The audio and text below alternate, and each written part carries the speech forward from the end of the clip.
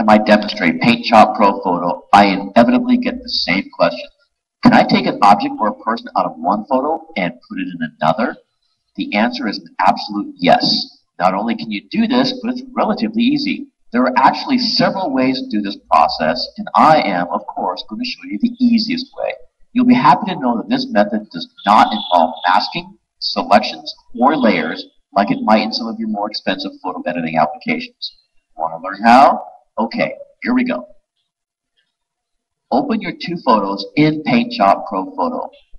Your source photo, the one you want to take the object out of, and your destination photo, the one where you want to put the object back into. There really is only one caveat that makes this process be as easy as possible, and that is to try your best to use an image that has the biggest color contrast between the object you want and the rest you don't. The background eraser tool that we'll be using has, as its key feature, the awesome ability to automatically determine where one object ends and the other one begins as you draw over this change boundary. It's the photo that you want to remove the object from that will benefit from the high contrast. The other one doesn't matter. It can be really any photo. Now, this may at first sound confusing, but you'll see that it really isn't, and the background eraser will do most work for you, I promise. I've chosen a photo of a child that I would like to remove from its background and another one of its destination. So let's get started. First, choose the background eraser tool from the vertical toolbar on the left. When you do so, you might also notice, if you have it open, directions for using it in the Learning Center will show up just to the left of the toolbar.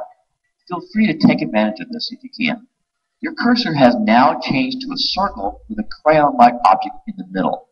Hold the Alt key down and drag up to make the circle smaller and down to make the circle bigger. The size that works best depends on the situation. Make the circle bigger for the easy parts and smaller for the more detailed parts. Click and drag with the marker object in the area that you do not want, with the circle just overlapping the area that you do want.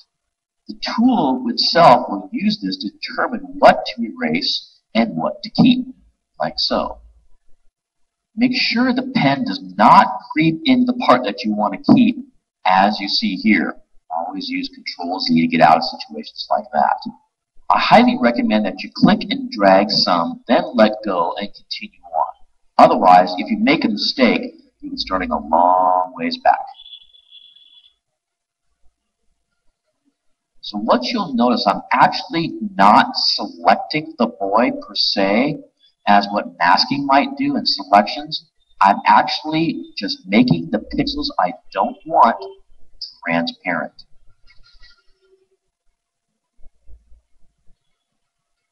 Once you're done, select your pick tool.